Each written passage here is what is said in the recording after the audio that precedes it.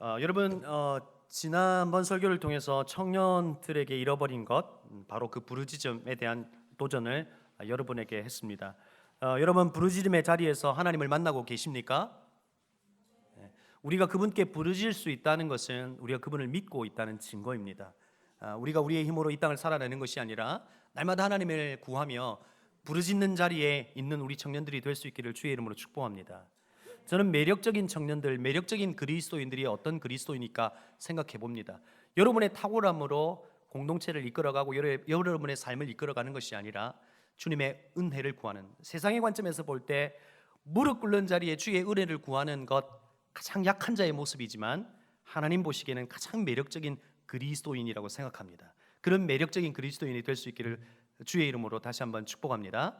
오늘 청년들에게 잃어버린 것 두 번째입니다. 우리 다음 주부터는 성경 속에서 나타난 이제 여러 가지 질문들을 함께 나누게 될 것이고, 지지난주와 이번 주는 청년들에게 좀 잃어버린 것, 혹시나 마음 가운데서 좀 벗어나 있는 것은 무엇일까 생각해 보다가 함께 나누고 좀 도전하려고 합니다. 오늘은 교회입니다. 자, 여러분들이 혹시 꿈꾸고 계신 공동체가 있으십니까? 여러분은 어떤 공동체를 꿈꾸십니까? 나는 이런 교회였으면 좋겠다 하는 교회가 있으십니까? 여러분은 어떤 교회를 꿈꾸십니까? 저도 이야기하세요. 부끄럽나 봐요. 저도 이제 어떤 교회를 꿈꿔봅니다. 어떤 분들은 이런 질문을 드렸더니 친구 같은 교회였으면 좋겠다, 구제하는 교회였으면 좋겠다, 서로의 마음을 깊이 나눴으면 좋겠다, 서로의 필요에 따라서 그 교회에 대한 꿈들이 달리 있다는 것을 알게 됐습니다. 저도 가끔 꿈을 꿉니다. 하나님, 우리 교회 청년부 공동체가 어떤 공동체였으면 좋겠습니까? 그런 제 마음의 꿈이 있습니다. 그런데 좀 색다른 생각도 했습니다. 뭐 이런 거요. 우리 교회가 왔잖아요. 그러면 이제 굳게 닫힌 문이 있는데 좀 이렇게 오픈된 문이 있고요. 저 뒤쪽 방송실이 있는 저쪽은요, 뭐가 있냐면요, 음료수와 그 다음에 이 브런치 같은 음식들이 다 있는 거예요. 별로 감동이 없네요. 그래서 오면요, 돈을 주고 사 먹는 게 아니라 그냥 거기서 그냥 이렇게 먹고 나누고 하면서 이제 예배를 막 기다리는 거예요. 그렇죠. 그 다음에 이 아메리카노 향이 이 교회를 가득 덮는 거예요.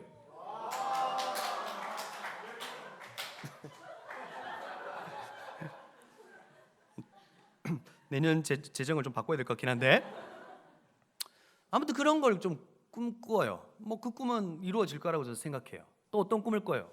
우리 막 수련회 하면 여러분 어때요? 회비 막 걷어가지고 쪼개고 막 아끼고 막 이래가지고 막 수련회 하잖아요. 그런 게 아니라 뭐 수련회를 하와이로 가는 거예요.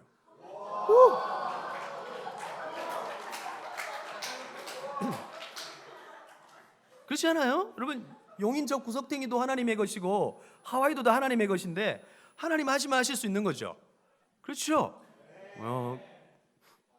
꿈꾸는 겁니다. 뭐 그랬으면 좋겠어요, 수련회. 그렇죠? 겨울 수련회 어땠으면 좋겠어요? 막 전통적으로 막 강사님 부르고 막 예배 드리고 이런 게 아니라 뭐 스키장 가면 어때요? 오늘 녹화부는 밖으로 안 나갔으면 좋겠다는 생각이 듭니다. 여러분, 이런 외적인 것들은 내적인 가치를 담아서 표현할 수 있습니다. 저도 뭐 그런 이제 모습들의 교회들을 꿈꿔봅니다. 그러나 정말로 하나님께서 꿈꾸시는 공동체의 모습은 어떠하느냐 하는 겁니다. 그러면서 사실 이 설교를 준비하면서 좀 궁금해진 게 있습니다. 뭐냐면 이 땅에 좀 특이하고 특별한 교회는 없을까 하는 생각을 해봤어요.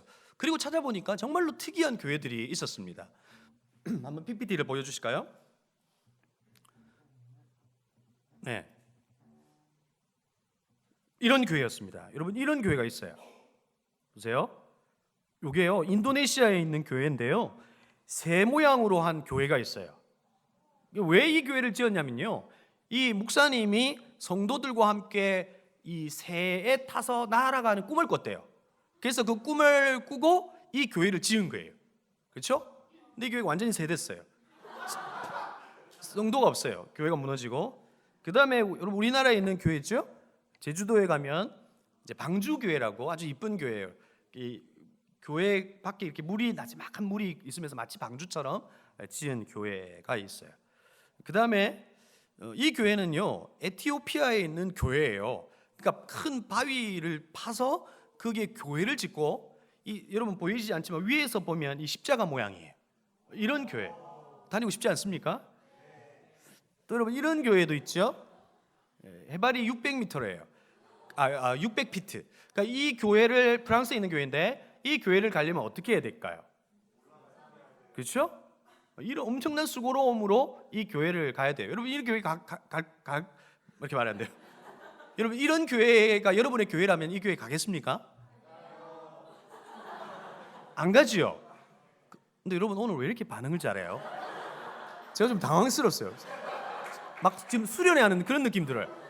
너무 좋아요. 제가 꿈꾼 공동체. 여러분 이런 교회 가기 힘들 거예요. 그런데 여러분이 이런 교회 오잖아요 지금. 그렇죠? 1시간씩 막 1시간 30분씩 버스를 타고 물을 건너고 강을 건너서 이 교회 오잖아요. 여러분이 대단하다고요. 그래서 여러분이 특별하다고요. 그래서 여러분이 보석 같다고요. 그 말을 하는 거예요. 근데 여러분 교회는 건물이에요, 건물이 아니에요? 건물이 아니죠. 건물이 아니라 사람이죠. 여러분 성경은 교회를 무엇이라고 말하지요? 에클레시아라고 말합니다. 에크, 무엇으로부터 부름을 받은 이들의 모임입니다. 그렇죠? 예수 그리스도를 구주라고 고백하는 이들을 불러내어 따로 모여 있는 상태. 그래서 그 주님을 나의 주로, 구원자로, 주인으로 고백하며 예배하는 공동체, 바로 그것이 교회이고 이 에클레시아다라고 말하고 있는 거죠. 그런데 여러분 오늘은 고린도 교회를 좀 이야기하려고 해요. 여러분 분란이 일어나거나 가족들이 모두 제멋대로 엉망진창이 된 집안을 무슨 집안이라 그러죠?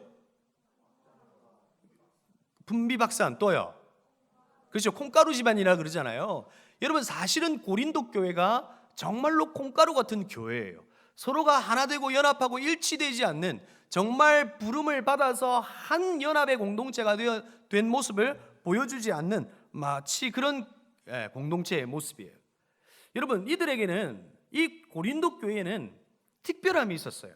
고린도전서 1장 5절에서 7절에 보면 이 공동체는 얼마나 큰 능력이 있었냐면요, 이는 너희가 그 안에서 모든 일 곧 모든 언변과 모든 지식이 풍족함으로. 그들에게는 언변이 있었다고요. 그리고 모든 지식이 있었다고요. 예수 그리스도에 대하여, 그리고 신학적 지식이 있어서 그들은 그가 배우고 알고 있는 바를 다른 이들에게 이야기할 수 있는 말의 재능과 지식이 있었단 말이에요. 그렇죠? 그리스도의 증거가 너희 중에 견고하게 되어 너의 모든 은사에 부족함이 없이 우리 주 예수 그리스도의 나타내심을 기다립니다. 그리고 그들에게는 또 특별한 은사들이 많았어요. 방언의 은사와 막 이런 특별한 은사들이 많은 공동체였어요. 그렇죠? 아주 영적인 공동체라고 말할 수 있어요. 그런데 이 고린도 교회를 향한 사도 바울의 평가는 그리 좋지 못했어요. 여러분 3장 1절 말씀을 같이 한번 읽어볼까요? 같이 읽겠습니다. 시작.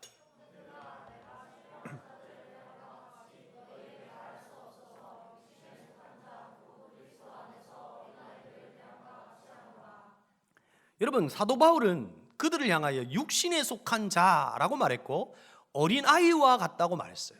여러분 우리가 보기에 이 고린도 교회에 수많은 은사가 있고 언변이 있고 지식이 있고 많은 달란트가 그들에게 있음에도 불구하고, 역사가 일어남에도 불구하고 왜 사도 바울이 그들에게 어린 아이와 같다라고 말했을까요? 그들이 왜 육신에 속한 자라고 말했을까요?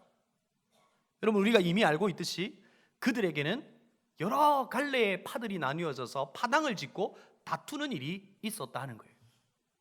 여러분 안에도, 여러분의 공동체 안에도, 또 여러분이 이전에 다녔던 교회 안에서 이런 갈등이나 아픔을 경험해 본 분들이 있으십니까? 여러분 제가 좋아하는 표현이기도 하고 또 오늘 나누고 싶은 표현이 있습니다. 그게 뭐냐면, 저를 한번 따라할까요? 이게 아닙니다. 따라할까요? 죽사입니까? 우리 옆에 분에게 한번 이렇게 이야기해 보세요. 죽사입니까? 여러분 이 말의 의미가 뭘까요? 죽은 사람입니까? 이렇게 한다고요? 네. 이 말의 표현은 이겁니다. 휴스턴에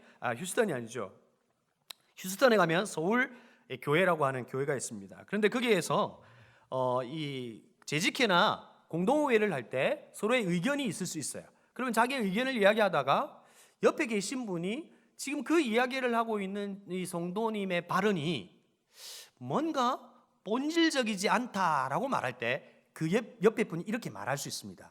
죽사입니까? 이 말의 의미는 죽고 사는 문제입니까? 라고 하는 것입니다. 그러니까 이 질문을 받은 그 성도님은 뭘 생각해야 되는 거예요? 그 자리에서 죽고 사는 문제인지를 생각해 보는 거예요. 그래서 죽고 사는 문제가 아니면 그 발언을 멈추고 앉아야 합니다. 그리고 그것이 진짜 죽고 사는 문제면 계속해서 발언할 수 있습니다. 여러분 괜찮지 않습니까? 여러분 우리도 이걸 도입해서 여러분 우리가 회의할 때도 이렇게 해봤으면 어떨까 하는 생각을 해보는 거죠. 그런데 여러분 이 땅의 교회들이 정말로 죽고 사는 문제에 목숨을 걸고 있을까요? 아니면 그렇지 않은 것에 죽고 살고 있는 모습들이 있지 않느냐 하는 것이죠. 여러분 제가 경험한 거예요. 교회가 어떤 것으로 갈등했냐면요, 강대상의 신발을 벗고 올라가느냐 올라가지 않느냐로 갈등하는 교회를 봤어요. 여러분 그런 교회 보셨어요? 안 보셨어요? 피아노를 왼쪽에 두느냐 오른쪽에 두느냐로 갈등하는 교회를 봤어요. 여러분 보셨어요? 여러분 좋은 교회만 있어서 그래요. 카페트 색깔을 빨간색으로 하느냐 그리고 다른 색깔로 하느냐로 다투는 교회를 봤어요. 반주자를 유학생으로 하느냐 그렇지 않은 이들로 하느냐로 갈등하는 교회를 봤단 말이에요. 그래서 그 교회가 찢어지고 쪼개지고 갈등 가운데 있는 교회를 봤단 말이에요. 여러분 죽고 사는 문제가 아니면서도 교회는 이와 같은 문제로 갈등하더라는 거예요. 오늘 우리가 보고 있는 이 고린도 교회가 그와 같은 교회였다고요. 정말 중요한 죽고 사는 문제가 아님에도 불구하고 그것에 목숨을 걸고 서로 파당을 짓고 나뉘어지는 교회의 모습이 그들 속에 있었다는 거예요. 여러분 오늘 여러분에게 도전하고 싶은 정말 교회가 뭐냐 하는 것을 여러분에게 이야기하고 싶은 거예요. 그래서 교회는 어떠해야 하고 어떤 것으로 다투고 어떤 것으로 목숨 걸고 가야 하는 것을 함께 나누려고 해요. 여러분 저는 가끔 상상을 해요. 어떤 상상을 하냐면 망하는 교회가 있었으면 좋겠다 하는 상상을 해요. 여러분 망하는 교회 보셨어요? 안 보셨어요? 저는 안 본 적이 있어요. 제가 그 전에 있던 그 동네에는요 아주 이쁜 교회가 하나 있었어요. 그런데 그 교회가 제가 이곳에 오기 전에 한 1년 전쯤에 교회가 팔렸어요. 어디에 팔렸냐면 터키 분이 운영하는 식당으로 팔렸어요. 교회 건물이. 그런데 이제 여러분 터키 분들의 종교가 뭡니까? 이슬람이에요. 무슬림들이에요. 그들이 그 교회를 사고 거기에다 식당을 운영하면서 그 교회가 사실은 무슬림이 드리는 예배의 처소가 되어버렸어요. 그걸 봤어요.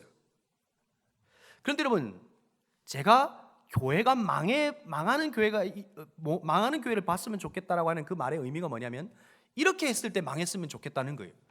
이 땅에 고통받고 있는 이들을 돕다가 망하는 교회가 있었으면 좋겠어요. 이 땅에 저 구석진 교회 곳에서 슬피 우는 이들을 향해서 교회의 재정을 투입하고 또 투입하고 또 투입해서 교회가 재정 때문에 망하는 교회가 있었으면 좋겠어요. 할렐루야. 그런데 여러분 그런 교회 본 적 있어요? 저는 그런 교회가 만일에 망했다고 소문난다면 여러분 이 땅에 잃어버린 교회의 이 성도 사람들의 실망감이 회복될 거라고 생각해요. 근데 여러분 교회는 무엇으로 망해요? 건물을 짓다가 망해요. 사소한 것에 목숨을 걸고 목회자의 야망을 이루려고 하다가 교회는 망하더라는 거예요.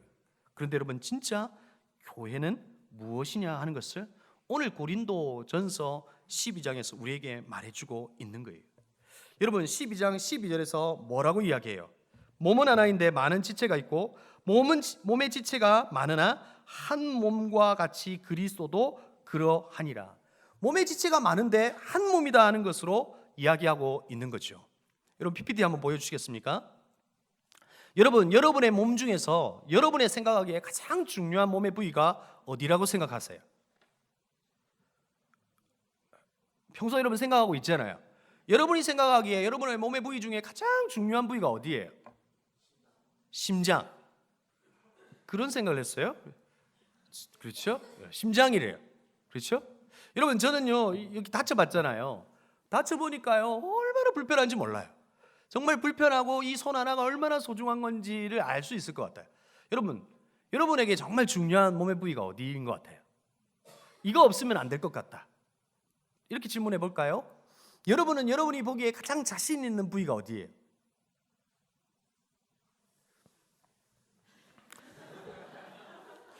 여러분이 보시기에 목사님에게 가장 자신 있는 부위가 어디예요? 저도 그렇게 생각했어요. 이렇게 마음이 오늘 통한다. 감사합니다. 그런 생각을 해요. 근데 여러분, 그런데 우리의 몸에 중요치 않는 부분이 하나도 없다는 거죠. 여러분, 오늘 성경이 말하는 교회를 무엇에 비유합니까? 몸에 비유하죠. 여러분, 우리는 각 지체랍니다. 그런데 지체가 한 덩어리로 모였대요. 그런데 이 모인 이유가 뭐예요? 예수 그리스도를 주라고 고백하는 이들이 한 덩어리로 모여서 몸으로 이루었대요. 그런데 그 몸의 머리가 누구세요? 퀴즈로 낼까요? 1번 윤만선 목사님, 2번 박은조 목사님, 3번 최승재 목사님, 4번 예수님. 몇 번이에요? 3번 아니에요? 그래서 여러분, 교회는 담임 목사님이 교회의 CEO가 되어서 그 교회의 야망을 이루어 드리려는 것이 진짜 교회가 존재하는 이유가 아니에요? 아니에요. 교회의 머리는 예수 그리스도세요. 예수 그리스도께서 교회의 주인이 되어서 이 땅 가운데서 교회를 통하여 머리신 예수 그리스도의 꿈과 소원을 이루어 드리는 것이 교회라고요. 그런데 이 교회가, 몸이 된 교회가 각기 각 지체로 존재하고 있단 말이에요. 그런데 여러분, 각 지체로 존재하는 저와 여러분의 모습이 각기 다르다고요. 각기 다른 달란트를 가지고 있고, 어떤 이들은 성숙한 지체가 있는 반면에 그렇지 못한 이들도 있단 말이에요. 그래서 오늘 성경에서 코가 코들어 눈이 눈들어 넌 그 따위밖에 못하냐 이렇게 말할 수 없다고 성경이 이해하고 있는 이유가 그게 있다고요. 우리는 한 몸이라는 거예요. 하나님께서 우리를 한 몸으로 엮어 주셨다는 거예요. 여러분, 제가 학원에서 이전에 아르바이트를 한 적이 있어요. 그런데 학원에서 아르바이트를 할 때 아이들이 학원 선생님을 협박하는 한마디가 있어요. 그게 뭔지 아세요? 여러분이 다 해봤던 거예요. 여러분, 학원 선생님을 협박할 때 하는 말이 뭐예요? 그래요, 맞아요. 형도 해봤구나 너. 이렇게 이야기하는 거예요. 선생님, 나 학원 끊어버릴 거예요. 못됐죠? 그 뭐냐면, 내가 학원을 끊어버리면 당신의 생계에도 지장을 주지 않아, 이런 거예요. 여러분, 그런데 여러분, 교회가 마치 학원처럼 여겨지기도 한다 하는 생각을 언젠가부터 제가 하게 된 거예요. 여러분, 하나님께서는 저와 여러분을 한 몸으로 묶어 두셨어요.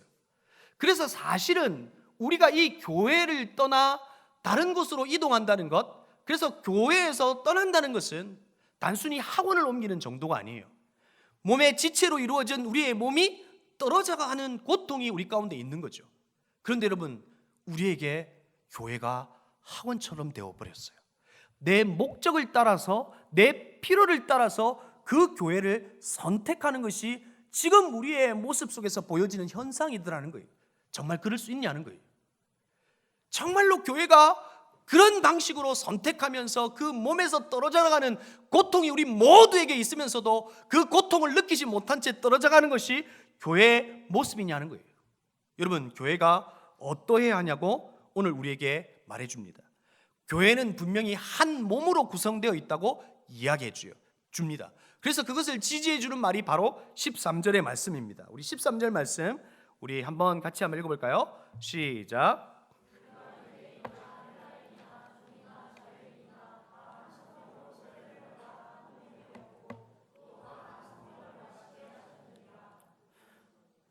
여러분, 저와 여러분이 한 성령으로 세례를 받았고 다 한 성령을 마시겠다, 이 성찬적 의미를 이야기하고 있는 거죠. 여러분, 우리가 성령의 세례를 받았다는 의미예요. 여러분, 성령의 세례가 뭡니까? 우리가 예수 그리스도를 믿고 나서 2차적 표징, 예를 들어서 방언을 막 하고 막 입신을 하고 하는 것이 성령 세례예요. 그런 것이 있을 때 우리 안에 성령이 계시다 하는 것을 증명해 보일 수 있는 거예요. 여러분, 그런 것이 성령의 세례가 아니죠. 예수 그리스도를 나의 구주로 고백할 때 바로 그때 성령이 우리 안에 내주하세요. 그렇죠? 우리의 믿음의 고백, 우리의 그 믿음의 순간 바로 주님께서 우리 가운데 오셔서 우리 안에 거하시고 우리 안에 거주할 집을 털어 우리 안에 거주하게 되시는 사건, 그것이 바로 성령의 세례이죠. 여러분, 이것이 예수 그리스도를 믿는 믿음 안에서 우리 가운데 일어났다는 거예요. 여러분, 저와 여러분 안에 누가 계세요? 왜 이렇게 대답을 확신하게 못해요? 여러분, 우리 안에 누가 계세요? 성령님이죠? 불편해요, 안 불편해요? 안 불편해요? 여러분, 저랑 살면 불편할까요, 안 불편할까요? 불편하잖아요. 왜 불편한 거예요? 낯설잖아요. 우리의 삶에 익숙한 삶의 방식으로 살아가다가 거룩하신 성령이 우리 안에 거하시는 것은 불편한 일이에요. 그러나 성령께서 우리 안에 거하시는 목적이 뭡니까? 우리를 지적하고 죄책감에 빠뜨리는 것이 아니라, 그리고 거룩하신 그분이 거룩하지 않는 우리의 모습을 대비하면서 우리를 죄책감 속에 빠뜨리는 것이 아니라, 그분은 우리의 보혜사가 됐어요. 우리를 돕는다고요. 그래서 그 성령은 우리 안에 거하셔서 우리의 연약함을 아시고, 우리가 그 성령께, 주님, 나 이것밖에 안 돼요, 나 날마다 넘어져요, 나 날마다 죄 짓는다고요. 그럴 때 주님은 우리 안에서 우리의 연약함을 도우시고 우리가 주님께 간구할 단식의 거리를 제공해 주시는 분이 우리의 성령님이세요. 그래서 오히려 그분과 친밀해질 때, 우리의 것을 그분에게 모든 것을 내어놓을 때 우리는 그분과 친밀해질 수 있어요. 그럼 제가 이걸 이야기하려고 하는 것이 아니라, 우리 안에 일어났던 사건이 바로 성령이 우리 안에 거하시는 사건이 일어났다는 거예요. 그래서 성령이 거하시는 우리 모두가 한 몸이 된 것을 오늘 바울이 우리에게 이야기하고 있는 거죠. 여러분, 저는 이 부분을 여러분에게 쉽게 설명하려고 합니다. 화면을 한번 보여주실까요? 제가 우리 공부할 때는 이야기를 나눴던 부분이에요. 제가 언젠가요, 새벽 기도를 마치고 그 전에 살던 집에 갔어요. 저희 집에는 뭘 키웠냐면요, 구피를 키웠어요. 여러분, 구피 아시죠? 네, 구피를 키웠는데 그 어항 속에 있는 구피를 보다가 그 어항 속에 있는 구피가 누구처럼 보이는 거예요? 나처럼 보이는 거예요. 여러분, 한번 보세요. 제가 구피를 키우고 있는데 이 어항을 청소하려면 제 손을 넣어야 돼, 안 넣어야 돼요? 손을 막 넣잖아요. 그러면 이 구피가 어떤 행동을 취해요? 막 놀라면서 막 도망가고 막 그래요. 여러분, 제가 지금 뭘 하려고 하는 거예요? 주인이 나는 청소하려는 거예요. 얘를 회를 처먹거나 매운탕 끓이려고 하는 게 아니라고요. 그런데 여러분, 이 구피 중에 죽어가는 이가 있는 거예요. 그런데 이 죽어가는 이들을 살릴 수 있는 유일한 방법이 주인인 내가 그들의 구피가 되어주는 거예요. 자, 여러분, 이게 실제 일어났던 일이 아니에요. 중간에 졸다가 듣다가 목사님이 그렇게 되셨다, 여러분 이단처럼 생각하시면 안 돼요. 지금 그리스도께서 우리 가운데 하신 일을 설명하는 거예요. 하나님이신 그분께서 이 땅에 성육신하셔서 오셨다고요. 제가 마치 주인인 내가, 이 구피의 주인인 내가 구피의 세계로 들어가 구피가 되어버리는 거예요. 그리고 그들에게 나를 증명해 보이는 거예요. 예수의 자기 증명, 예수께서 이 땅 가운데 오셔서 나는 길이요 진리요 생명이라고 말씀하시며 증거하셨어요. 그리고 나사로와 같이 죽은 이를 살리시면서 그분은 사람이면서도 참 하나님이신 것을 나타내 보이셨어요. 증명해 보이셨다고요.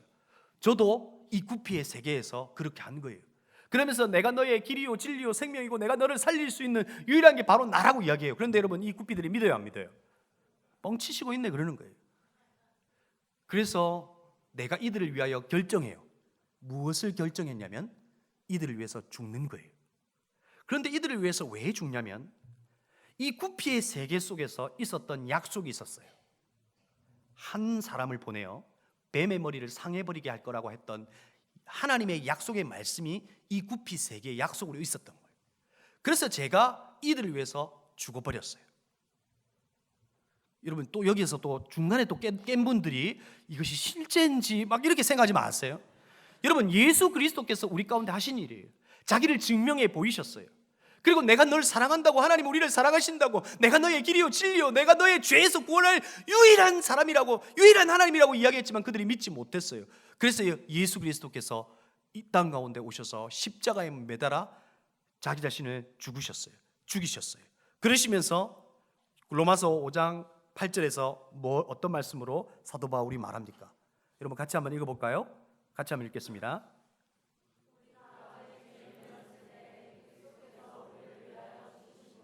하나님께서 우리에 대한 자기의 사랑을 확정하셨느니라. 예수 그리스도께서 십자가에 못 박혀 죽으심으로 봐라, 내가 널 사랑한다 그랬잖아. 구약의 모든 역사 속에서 내가 너 하나님의 열심으로 너를 구원한다고 말했잖아. 넌 보지 않으면 믿지 않았기에 내가 보이지 않는 하나님의 말씀이 보이는 말씀으로 성육신하여 너희 가운데 와, 내가 널 위해서 십자가에 못 박혀 죽었잖아. 봐, 내가 널 사랑하잖아. 여러분, 그런데 우리의 어떤 상태에서 주님께서 우리를 위해서 십자가에 못 박혀 죽으시고 하나님이 우리에 대한 사랑을 확정하셨어요? 죄인 되었을 때, 우리가 꽤 괜찮았을 때가 아니란 말이에요. 우리가 꽤 괜찮아 보일 때 저와 여러분을 위해서 죽으셔서 우리를 구원하신 것이 아니라 우리가 죄인의 상태에 있는 바로 그때에 예수 그리스도께서 십자가에 못 박아 하나님이 우리에 대한 사랑을 확정하시면서 저와 여러분을 구원하셨다고요. 그리고 그분은 부활하셨어요. 여러분, 왜 부활하신 거예요? 부활하셔야만 그분은 하나님이 되시는 거예요. 부활하셔야만 십자가가 되는 거예요. 부활하셔야만 주님께서 성경대로 약속대로 십자가에 죽으시고 부활하신 것이 진짜 계시의 말씀인 것이 확증되는 거예요. 여러분, 이 복음이 저와 여러분에게 있는 거예요. 여러분, 사진을 한번 보여주세요. 그런데 여러분, 제가 이 구피를 위해서 죽었고 부활했어요. 그랬더니 이 구피들이 절 믿기 시작했어요. 그리고 다시 이 어항이 흔들리기 시작해요. 제가 이 어항을 청소하려고 들었어요. 그랬더니 이 구피가 또 막 흔들면서 막 도망가려고 해요. 그런데 여러분, 이 구피 중에는 나를 알고 있는 사람이 있죠? 주인이 누군지를 알고 있는 구피가 있어요, 없어요? 여러분, 인생은 흔들려 봐야 그 인생의 맛을 알아요. 여러분, 흔들려 봤어요? 제가 가끔 이야기하잖아요. 5.3 지진, 4.8 흔들려 봤냐고요.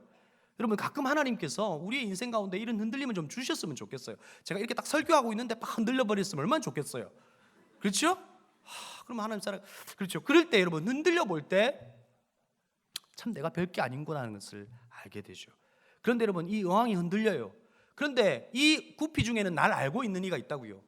그 알고 있는 구피는 그 흔들림 속에서도 흔들려요, 안 흔들려요? 흔들리지 않아요.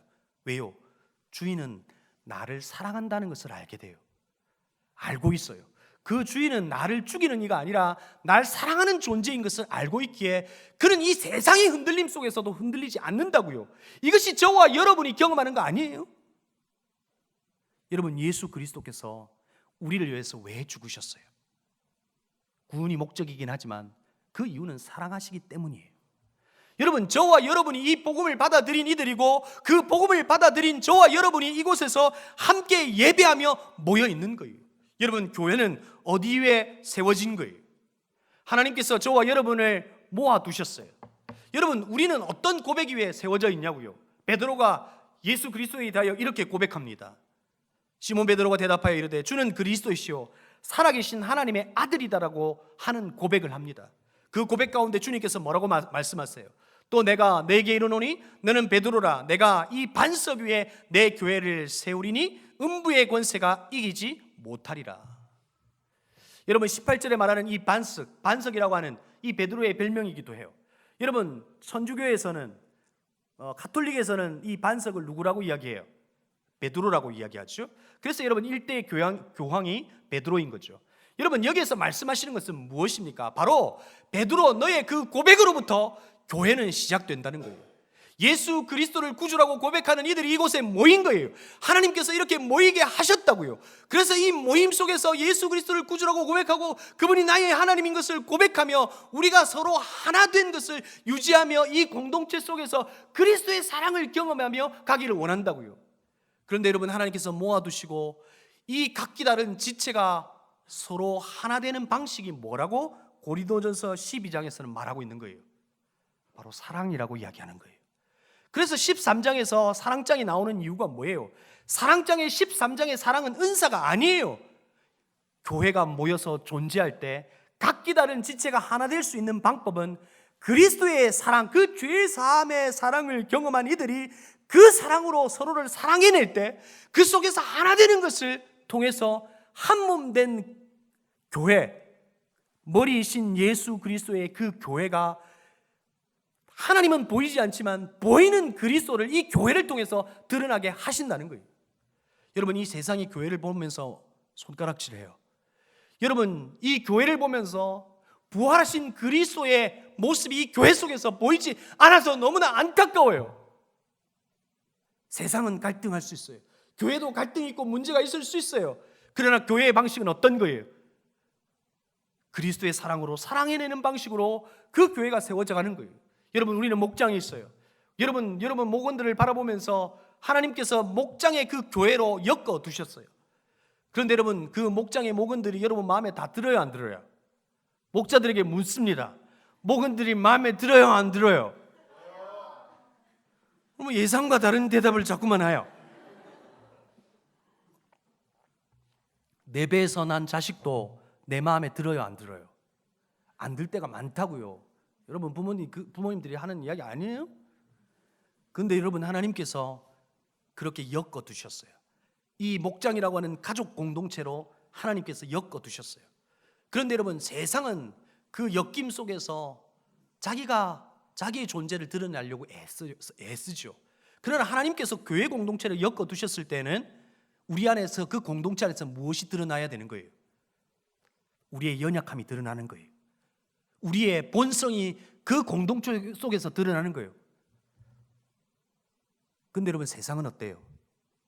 비판하고 전 왜 저래? 그렇게 하지만 교회 공동체는 그 연약함과 우리의 본성이 그 속에서 드러날 때 그 대상은 비판의 대상이 아니라 오히려 사랑의 대상이 되어서 가장 약한 이들을 돌보고 세우는 방식으로 그 교회가, 그 공동체가 아름답게 세워져 가는 거예요. 그래서 그 모습 속에서 그리스도의 모습이 드러나게 되는 거예요. 사랑하는 청년 공동체 여러분, 우리 공동체가 그와 같은 공동체가 되기를 주의 이름으로 축복합니다. 우리는 예수 그리스도로 주를 고백하는 이들이 모인 공동체예요. 그 공동체, 그 교회를 통해서 부활하신 그리스도가 가식적으로 이 공동체 속에서 드러날 수 있기를 바라요. 그리고 저와 여러분은 이 교회에 와서 하나님 앞에 예배하며 이제 어디로 갑니까? 제가 맨 마지막에 축도를 하죠. 축도를 하는 의미가 뭐예요? 하는 이유가 뭐죠? 여러분, 제 손에서 에너지가 나가죠. 그래서 에너지가 팍 나가서 여러분에게 그 에너지가 팍 받아가지고 막 세상 속에서 힘있게 살아라고 막 에너지를 쏘는 거예요. 그래서 손을 벌리면 안 되잖아요, 새어나가니까. 또 게다가 이 부분을 들으신 분들이 또 이단처럼 생각하실까봐 그런 의미가 아니죠. 여러분을 세상 속으로 보내는 거예요. 파송하는 거예요. 여러분이 세상 속에서 그리스도를 만났던 여러분들이 이 세상 속에서 뭐가 되라고요? 복이 되어라고 여러분을 세상 속으로 보내버리는 거예요. 우리는 그리스도를 주라고 고백하는 이들로 모아졌어요. 그러나 모아져서 서로가 좋고 행복하는 것으로 끝내버리면 안 돼요. 우리는 또한 이 세상 속으로 흩어지는 교회가 되어야 한다고요. 여러분, 한번 화면에 한번 더 보여주세요. 여러분, 이 말의 의미가 뭐죠? 이 말의 의미가 뭐죠? TGIF, Thanks God, It's Friday. 금요일이 되면 여러분 행복하시죠? 그래서 불금을 즐기죠? 그런데 여러분, 이 말이 이제 우리 가운데 바뀌어야 한다고요. 뭘로요? TGIM 뭐죠? Thanks God, 따라합시다. Thanks God, It's Monday. 조금 이렇게 약해졌어요. 또 이런 분들 있다. 목사님 월요일 쉬시잖아요. 그러니까 이런 말 하는 거 아니에요? 난 주일을 일하잖아요. 자, Thanks God it's Monday. 여러분, 그리스도의 그 사랑과 이 공동체 속에서 그 깊은 사랑을 경험하고 하나님의 말씀 속에서 우리가 살아내는 세상 속에서 살아내는 믿음으로 살아내는 것이 옳다. 그리고 내가 만난 그 하나님을 믿는 믿음 안에서 살아내는 것이 옳다. 그리고 나는 복이다 라고 하는 마음으로 우리는 이제 월요일 갈 때 어떤 마음으로 가는 거예요? 주님 감사합니다. 내가 월요일부터 이제 주일 있는 이때까지 그곳에서 승리로 복으로 살겠습니다. 모여있는 우리가 흩어지는 교회로 각자가 섬겨야 한다는 거예요. 그래서 여러분, 월요일은 여러분에게는 악몽 같은 날이 아니라 하나님 앞에 감사가 되는 날이 될 수 있기를 주의 이름으로 축복합니다. 이제 여러분은 모였습니다. 그리고 세상 속에서 나아가게 되고 또 여러분은 목장 모임으로 만나게 됩니다. 목장을 통해서 여러분은 무엇을 나누게 되는 겁니까? 목장을 통해서 세상 속에서 여러분은 주님을 믿는 믿음 안에서 처절하게 싸우며 피 터지며 살았습니다. 그래서 목장 안에서 무엇을 나누는 겁니까? 나는 주님을 믿는 믿음 안에서 이런 고통과 아픔과 슬픔이 있었다고 서로가 나누게 되는 겁니다. 그리고 나눔 속에서 나의 연약함을 드러내게 되는 겁니다. 그때 서로는 서로를 위해서 지지해주고 기도해주고 응원해주는 것으로 홀로 신앙생활을 하는 것이 아니라 교회로 함께 지어져 갈 수 있다는 것을 경험하게 되는 겁니다. 그리고 주일날 예배에 와서 우리는 뭘 경험하는 겁니까? 그냥 목사님의 탁월한 설교에 여러분의 마음에 감동을 받아 가는 것이 설교가 아닙니다. 여러분은 뭘 확인하는 겁니까? 내가 믿는 하나님이 진짜 내가 믿었던 하나님이 옳다는 것을 말씀을 통해서 확인하는 겁니다. 그리고 다시 그 믿음으로 세상 가운데 나아가는 것이 우리의 교회의 모습이어야 한다는 것입니다. 여러분, 오늘날 교회가 겪는 죄가 뭐라고 말합니까? 오늘날 교회의 가장 큰 죄는 커미션도 아니고 오미션도 아니다.